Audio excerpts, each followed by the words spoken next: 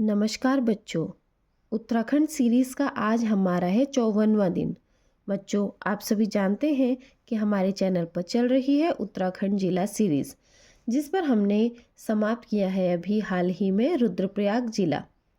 कल के वीडियो में हमने रुद्रप्रयाग के 25 महत्वपूर्ण प्रश्नों पर बात करी थी। उसी कड़ी में आज हम और महत्वपूर्ण 25 प्रश्नों पर बात करेंगे। स्क्रीन पर आपके सामने ये रहे प्रश्न। कोशिश करिएगा कि आप मुझसे पहले सभी के आंसर खुद दे सकें। आज का पहला प्रश्न है, रुद्रप्रयाग में कोटेश्वर महादेव मंदिर किस नदी के तट पर स्थित है? तो जो कोटेश्वर महादेव मंदिर है यह हमारा अलकनंदा नदी के तट पर स्थित है। ये क्लियर हुआ। दूसरा प्रश्न है, उत्तराखंड राज्य के किस जनपद की पुरुष साक्षरता दर सर्वाधिक है?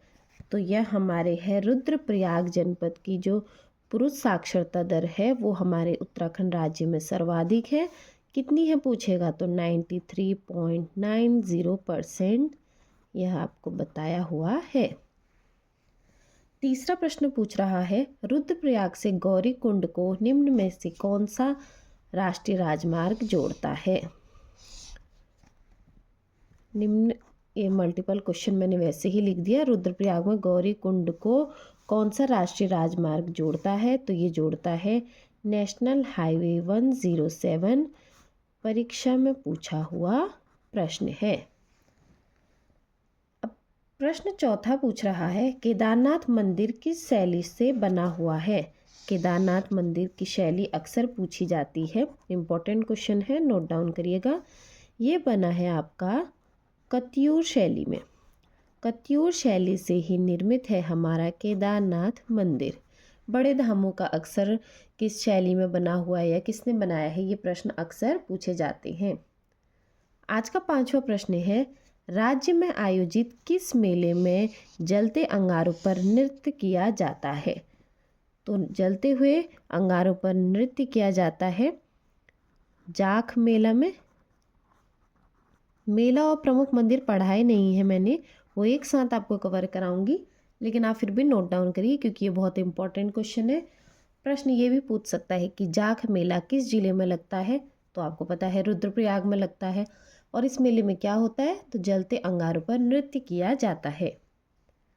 छठा प्रश्न है, बरमी बुग्याल किस जनपद में स्थित है?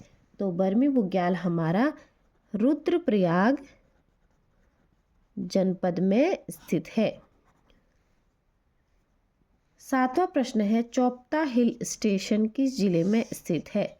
तो चोपता हिल स्टेशन हमारा रुद्रप्रयाग जिले में ही स्थित है। एक चोपता बुग्याल है, दूसरा चोपता हिल स्टेशन है। आठवां प्रश्न पूछ रहा है, रुद्रप्रयाग में कौन सी नदी सूर्यप्रयाग में मंदाकिनी नदी से संगम करती है? क्या है? रुद्रप्रयाग जिले में सूर्यप्रयाग नामक स्थान है, वहाँ पर मंदाकिनी नदी का संगम किस नदी से होता है? तो यह होता है लस्तर नदी से।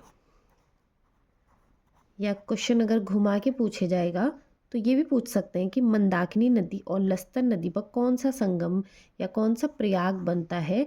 तो वो हो जाता है आपका सूर्यप्रयाग। याद रखेंगे, रुद्रप्रयाग में है हमारा सूर्यप्रयाग नामक स्थान, जहाँ पर मंदाकिनी नदी और लस्तर नदी का संगम होता है। तो प्रश्न वो ऐसे भी पूछ सकता है और उसको उल्टा करके भी पूछ सकता है। नवा प्रश्न है, रुद्रप्रयाग में अलकनंदा से कौन सी नदी का संगम होता है? रुद्रप्रयाग में अलकनंदा से कौन सी नदी का संगम होता है? नदी तंत्र में भी पढ़ाया हुआ है, क्योंकि पंच प्रयागों में से एक आता है आपका रुद्रप्रयाग। तो रुद्रप्रयाग में अलकनंदा नदी से मिलती है मंदाकिनी नदी और बनाती है हमारे पंच प्रयागों में से एक प्रयाग। 10वां प्रश्न है, रुद्रप्रयाग स्थित किस ताल की आकृति अंडाकार है? तो अंडाकार आकृति वाला ताल पूछा जाएगा तो भेकताल। भेकताल किस जिले में है पूछा जाएगा? तो वो है आपका रुद्रप्रयाग में। प्रश्न तो कैसे भी बन सकता है। प्रश्न 11वां है, केदारनाथ को प्राचीन ग्रंथों में क्या कहा गया है? बहुत ज़्यादा इम्पोर्टेंट क्वेश्चन है, प्लीज़ इसको नोट डाउन करिएगा। केदारनाथ को प्राचीन ग्रंथों में कहा गया है भृंगतुंग।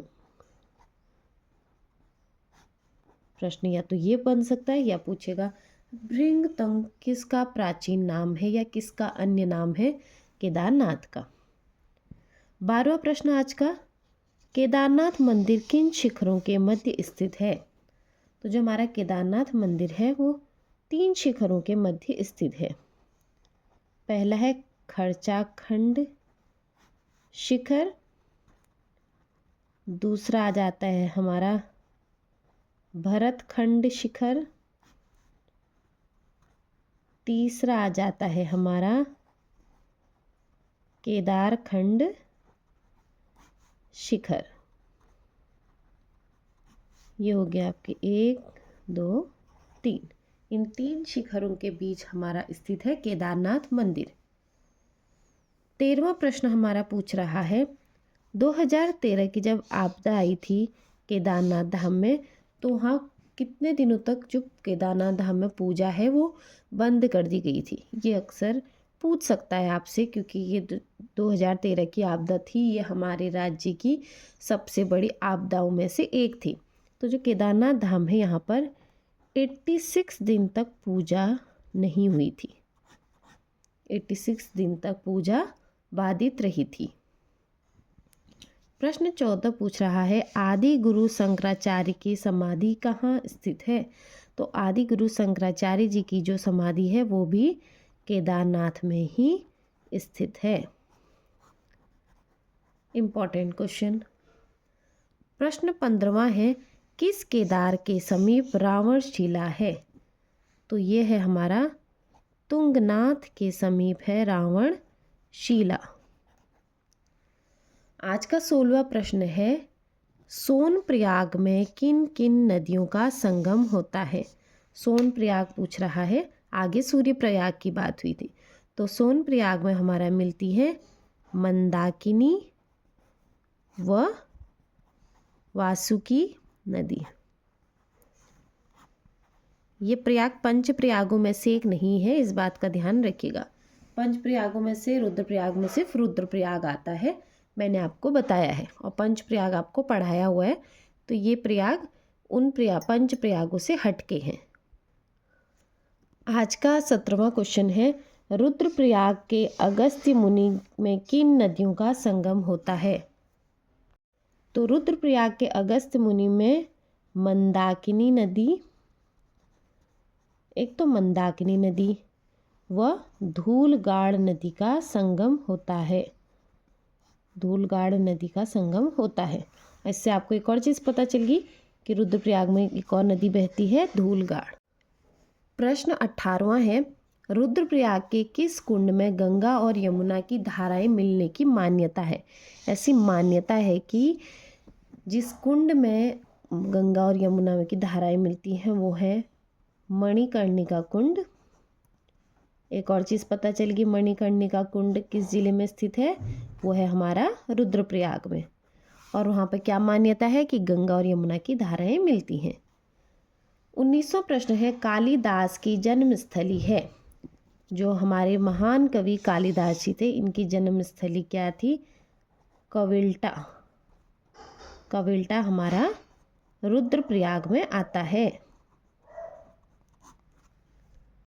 आज का 20वां प्रश्न है कसनी खर्क बुग्याल किस जिले में स्थित है? तो कसनी खर्क बुग्याल इम्पोर्टेंट है, यह आपका आता है रुद्रप्रयाग जिले में। 21वां प्रश्न है हमारा बधानी ताल किस जिले में स्थित है? तो ताल बुग्याल किस जिले में स्थित हैं, ये सब आपको पता होने चाहिए। ये भी हमारा आता है बच्चों रुद्रप्रयाग जिले में। मैंने आपको ताल बुग्याल सारे आगे पढ़ा रखे हैं। आज का 22वां प्रश्न है क्यूंजी गाड़ किसकी सहायक नदी है? तो क्यूंजी गाड़ हमारी मंदाकिनी नदी की सहायक नदी है। यह आपको मैंने जब मंदाकिनी की 4 प्रमुख सहायक नदी पढ़ाया था तब भी बताया था क्यूंजी गाड़ मंदाकिनी की सहायक नदी है। 23वां प्रश्न है, केदारनाथ के पास कौन सी नदी बहती है? यह परीक्षा में बहुत बार पूछा जा चुका है। केदारनाथ के पास बहने वाली नदी तो हमारी मंदाकिनी है। आपको मैप में भी दिखा रखा है और वैसे पढ़ा भी रखा है, तो ये अब आपको याद हो जाना चाहिए। 24वां प्रश्न है, तुंगनाथ मंदिर किस शैली से बना है? तो जो तुंगनाथ मंदिर है यह हमारा कत्यूरी शैली से बना हुआ है। सेम इसी शैली से हमारा केदारनाथ मंदिर भी बना हुआ है, ये बात याद रखेंगे। तो 25वां प्रश्न है, पंच केदारों में से किस केदार में शिव के भुजाओं की पूजा होती है? तो मैंने आपको पढ़ाया है, वो होती है तुंगनाथ मंदिर में। या पूछा जा सकता है तुंगनाथ मंदिर में किसकी पूजा होती है? तो भगवान शिव के भुजाओं की पूजा होती है। तो इसी के साथ कल के और आज के 25 + 25 प्रश्न मिला के मैंने पूरे कराए हैं आपको रुद्रप्रयाग जिले के 50 महत्वपूर्ण प्रश्न जो परीक्षा में पूछे गए हैं या जो परीक्षा में पूछे जा सकते हैं। मेरा प्रयास हमेशा की तरह रहता है कि मैं आपको ज़्यादा से ज़्यादा चीज़ें कवर करा सकूं या जो परीक्षा में पूछा जा चुका है वैसे प्रश्न या वो पैटर्न आपको बता सकूं।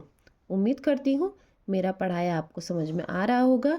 इसी प्रकार मेरे वीडियो को, मेरी मेहनत को अपना प्यार देते रहें। मेरे वीडियो को प्लीज़ लाइक शेयर करते रहें। आप सभी का फिर से बहुत बहुत धन्यवाद।